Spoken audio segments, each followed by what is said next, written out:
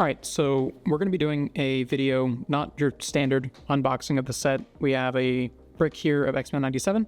We're going to be doing a little bit of a guide, or at least my thoughts on how to approach a 3v3 team sealed with this set. This is mostly for events that will be holding those by the time this comes out. That should be for Red, White, and Clix. Should be doing their 3v3 with X-Men 97. This is also a little bit of just how I approach team sealed. I don't have a ton of experience with it, but I think I did pretty well at Worlds with it, with my team finishing top 4, myself personally going 7-1. A little bit of that was just the quality of the brick we had. A lot of it was all 3 of our teams were actually extremely balanced. I think we were one of the few teams where all 3 members had a positive win rate. So I think I at least know a little bit about what I'm doing for team sealed and would like to see if there is interest in this style of content as well. So we're going to start with the standard unboxing. There should be a timestamp in the description for when the unboxing portion is done if you want to skip that. But I know some of you only want to watch the unboxing, so we'll get to that. Right off the bat, you have the top card, which usually is a legacy card, and instead this time is an alternate card.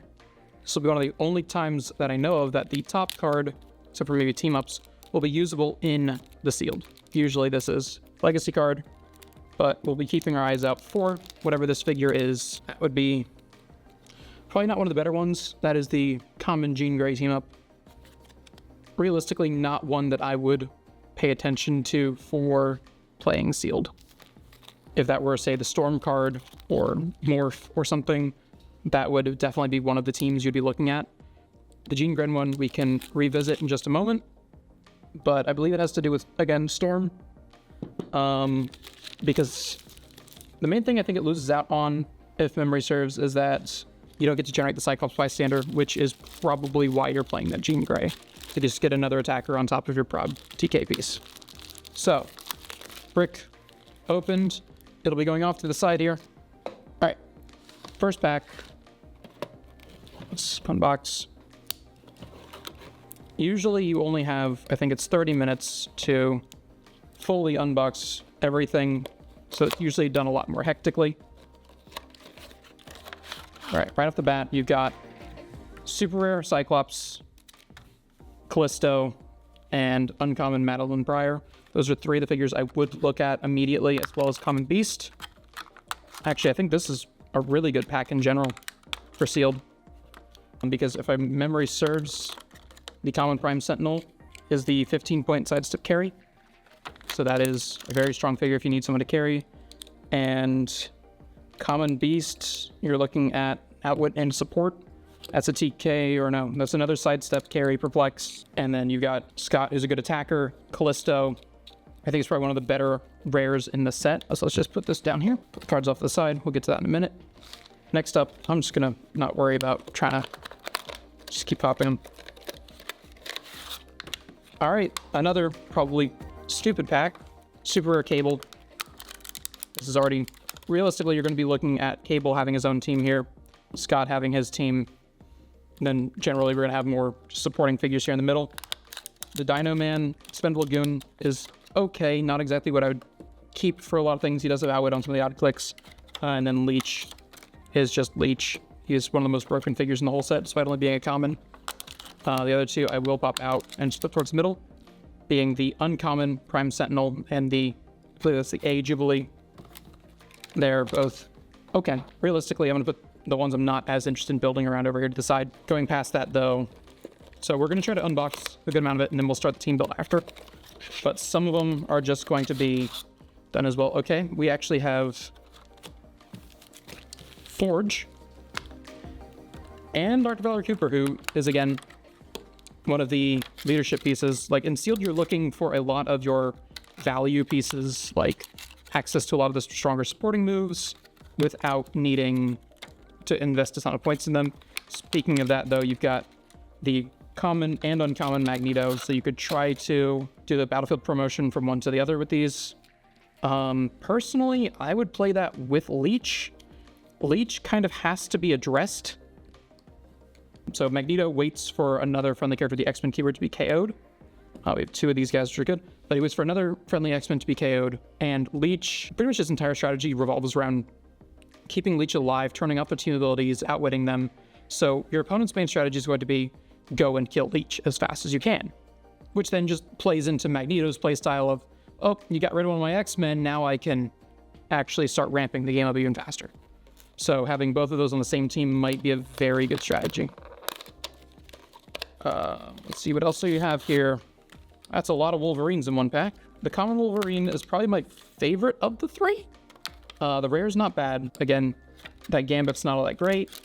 The uncommon I'm not as big a fan of. We do have another Leech, so we might be looking at multiple Leeches. 15 points for an outwit is just absurd. The common Wolverine works very well at keeping your X-Men alive with no damage reducers, so we might look at him with these Magnetos as a more value-based team. I still don't know what we're quite doing with Scott here, or with Cable, but we'll address that a bit more in the team building section. Just keep getting to what we're working with. There's our Chase. Not one of my favorites, and I'll go over why, but that is Chase Nightcrawler, who might be very difficult to get out of this pack, actually. Nope, there he goes. All right, so Chase Nightcrawler. Common Rogue. Let's split my Nightcrawler off here. Another one of these Sentinels that I'm not a big fan of, the uncommons. And that's because the common Sentinels have the sidestep on the 15-point line. These uncommons have it on the 50. You want access to that on the lower point line if it's going to be used solely as a taxi. We do have another one of these Mastermind Fodder Wolverines. So at least for now, I'm going to bust this pack of cards open for just a second, so that way we can pull aside and let you all be able to read. Probably the strongest figure that we're going to pull is that Nightcrawler, as much as I'm not a fan of him, and I will address that in a minute. So let that be face up for a bit. I'll do a pack, and then you'll swap it. All right, here's one of the figures I wanted to pull at some point in here. That's the common Sentinel Tech and the common Friend of Humanity, which combos really well with this Rogue. The uncommons aren't bad. I just dropped one. The uncommons aren't bad. They're just not as good for a specific combo I might build around. The Sunspot is a good carry piece, support piece, and then can turn into an attacker if needed. These ones have enhanced, so that's why it's still kind of here.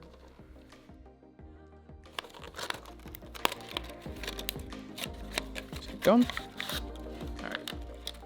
Let's just start setting this one up, because I know this is a team I'm going to start looking at being something around the soldier base with this Captain America. He is one of the stronger pieces in this set when used with the soldiers. There's another rogue. We're probably not going to need two rogues.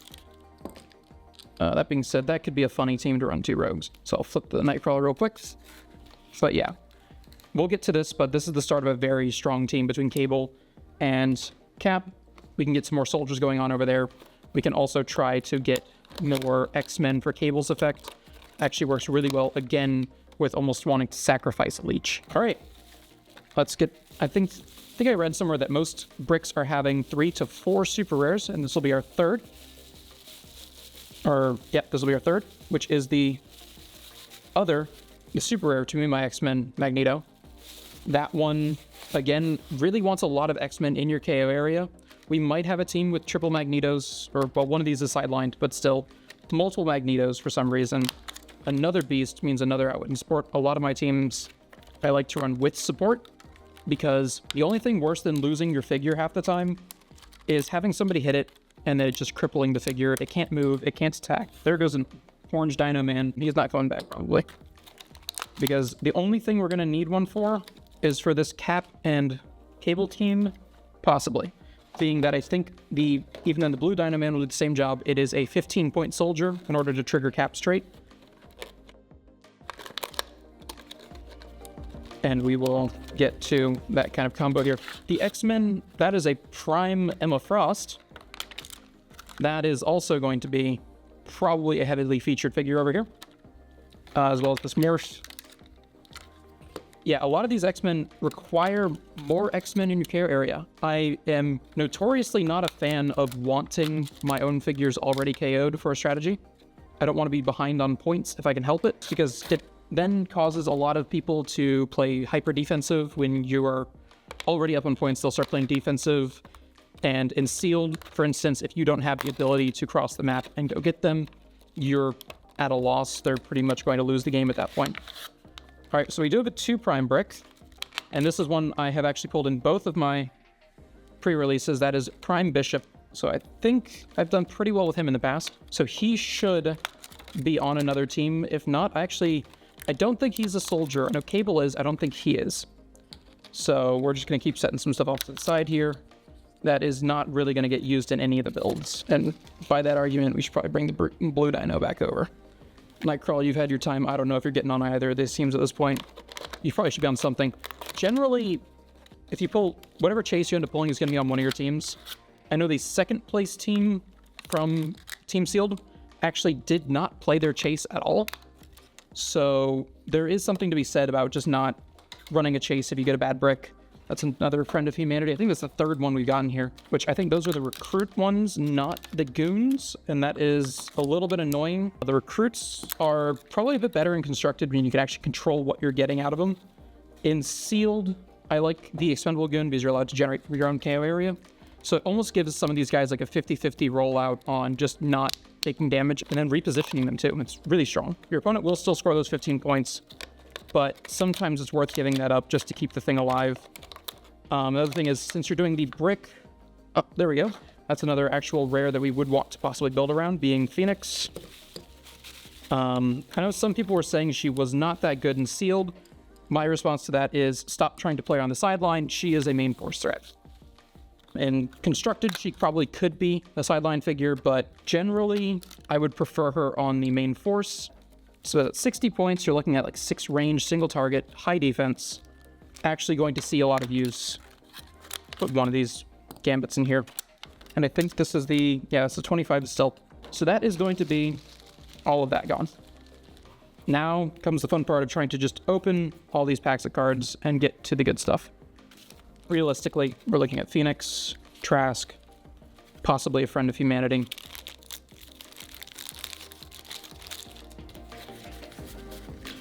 Prime Emma's definitely going to get played if you need to see what she does. Just be able to pause the video and look. And then the other Prime that's worth noting was Bishop. I'm personally probably going to build around him just because I have played that figure far more than I thought I would be lately. In general, he is a very strong outwit piece, prob piece, good ranged attacker. He does fall down a little bit to close attackers. I think I combined my piles by accident. So these ones, the Nightcrawler and the Magneto. Let's also get Magneto over here just so you can see what he does. You should know what most of these figures do by now, since this will be coming out about a week out after the sets come out. Or at least a week before pre-releases, or after pre-releases. So you should know what most of these figures do at this point. And the goal here, some people approach Team Sealed as trying to get as many... they try to just front load one team, and then have one okay team, and then one person gets the scraps. Personally, I don't think that's a good way to plan this, because what if you just put your best player with all the good stuff and somebody else is doing that same strategy and you're just giving that a 50-50 on if your best beats their best and the rest of your team just loses because they built balanced. So generally I would approach this as trying to build 3 of the most balanced offensive teams I can. That being said, where you put A, B, and C is a mind game in and of itself, and I don't know what to do with that still. I was put on B. I know a lot of people put good players on B. I know a lot of people put their best players on A. At least from what I've noticed, A is always whoever signed up for the tournament. So that usually tells you who's going to be on A. The B's and C's, I don't know though. All right. So Cable, we should have a Cable team to start with. I'm going to start moving some stuff off camera here. Now that you've seen everything that we have to work with, it looks like our major teams are going to be some sort of, oh, there's Sinister Science, some sort of X-Men based team, some sort of soldier based team, and then some sort of other. We do have 2 to be my X-Men's. So the question is, do we stack those on the same team or do we put them on separate teams? Ironically, Cyclops and Magneto, they're traits true off of KO'd X-Men. So again, both of these have that same strategy of maybe we want some X-Men already in our KO area. Emma Frost is a very strong defensive piece, having a 19 defend, having those diamond tokens. Generally, she's going to be on a team where you're going to be getting outwit a lot, getting perplexed a lot, which is hard to do because that's you're trying to force your opponent to do something which you really can't do. Cable, Cap, we're going to start with that. That's a good combo. That's going to be 115 points of one team. Let's call that Team A. Team A will be our soldier team with Cable, Cap, and that's our starting point. We want as many soldiers on this team as possible.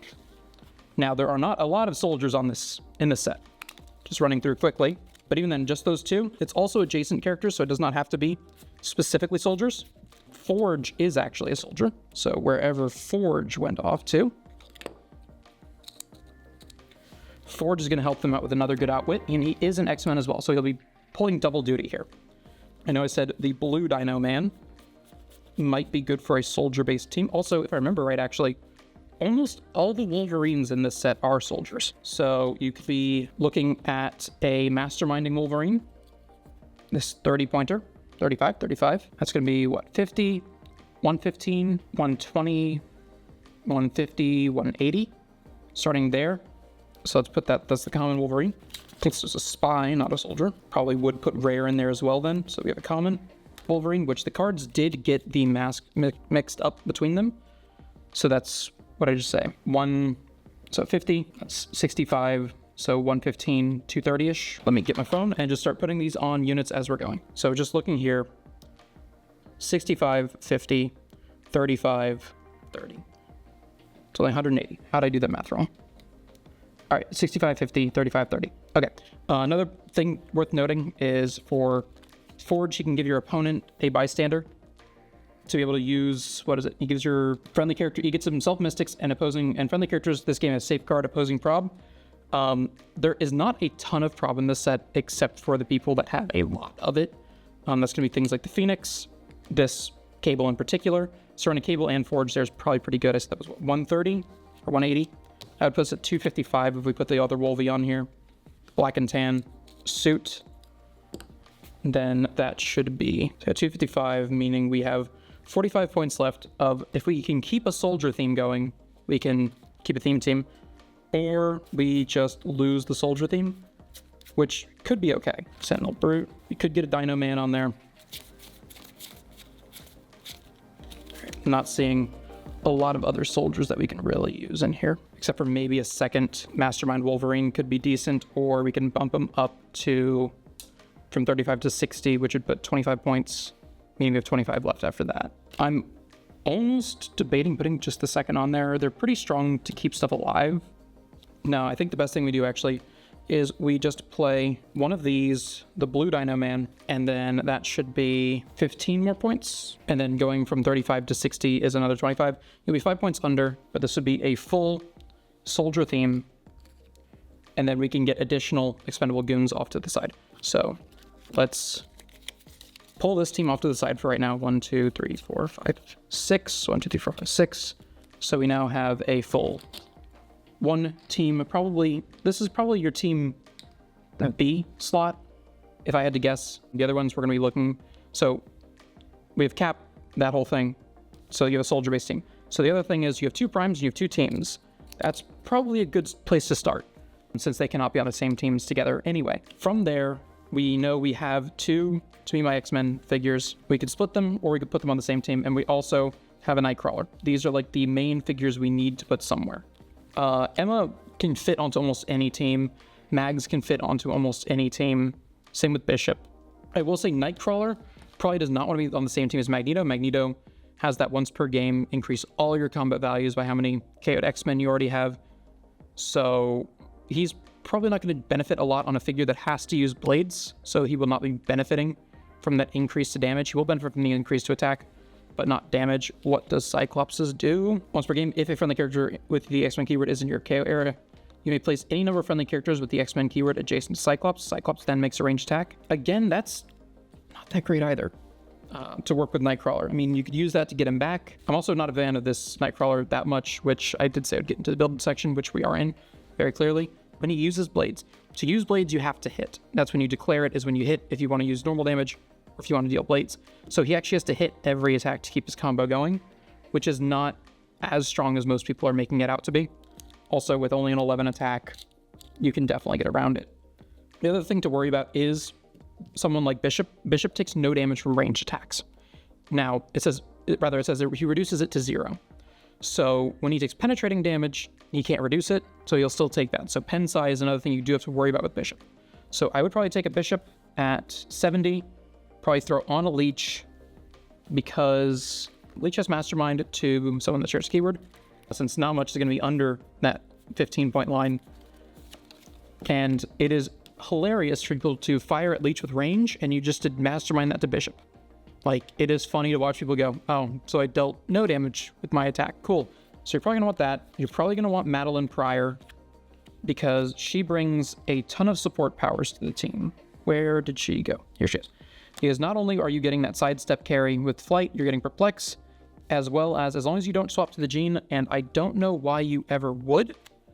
The Gene has TK, which is nice, but the Cable also gives you the prob. So you'd put these two together. That's looking at 135-ish points right now. I'm kind of inclined to also throw Mags on here.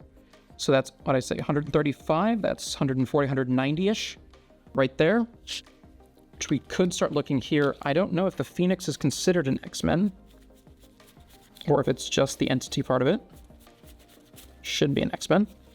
It is an X-Men. All right, so that is another ranged attacker. So Emma's probably going to be over here. So that was what, 50, 55, 105, 175, 180, 190. So you're looking at 110 points left. The Phoenix, what's worrying me is that this team has almost no close combat figures. So we'll need to find someone to work with that. Someone that can go up and tie up your opponent's team. Mostly if they are running that 250-point Magneto chase, which I have played far more times than I would like to.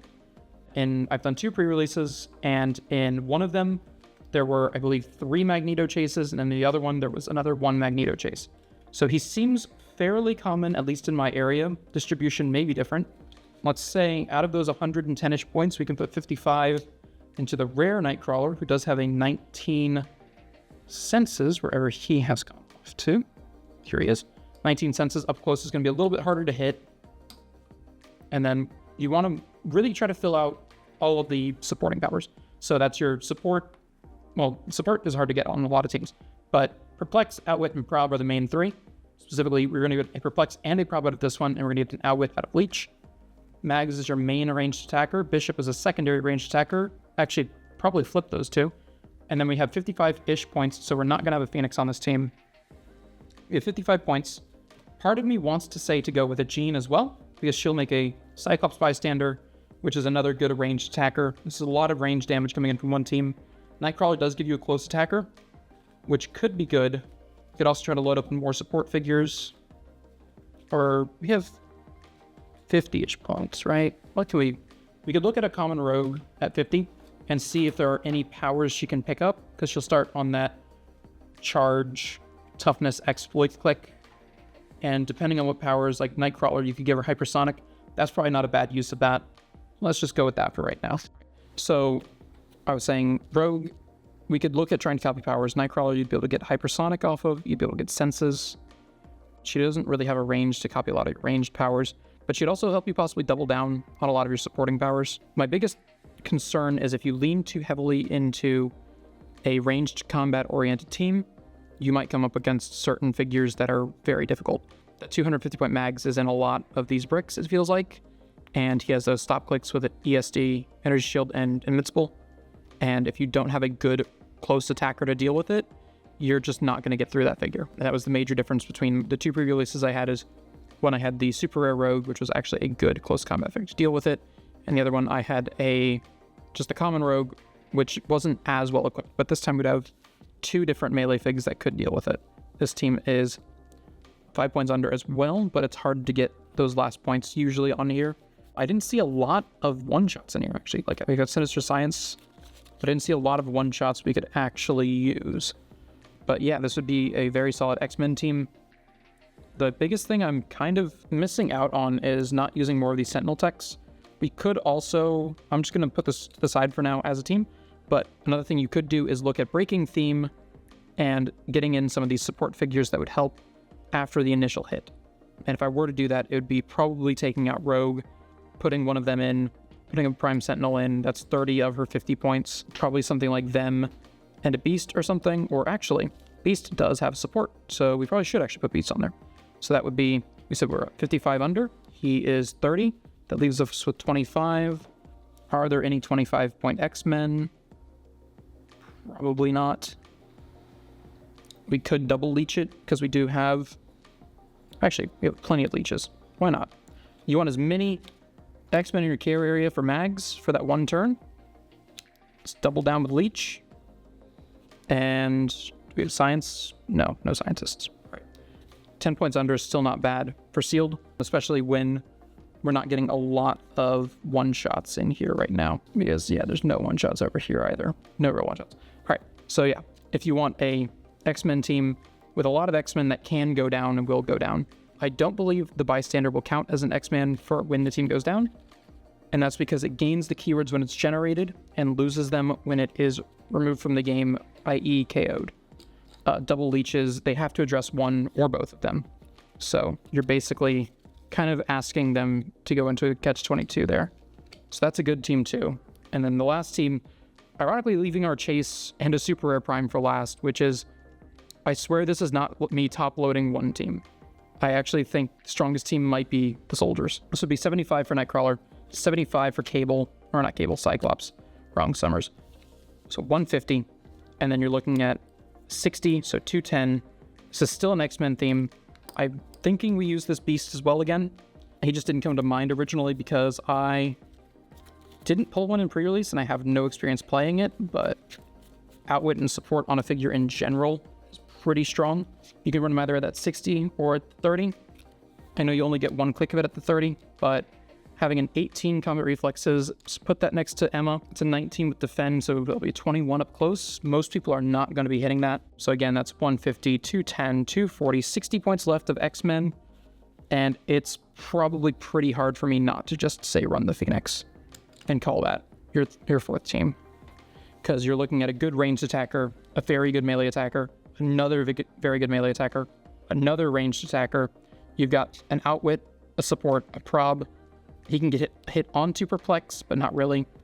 And then Emma's just starting as this really mean defensive piece. Yeah, actually, I think that's about as good as you're going to get. You're not going to get a lot out of his To Me My X-Men trait. That's because it needs you to have an X-Men in your care area. It's another reason why I actually would put Beast down at the 30, is it's easier for him to get taken out and then you can use it.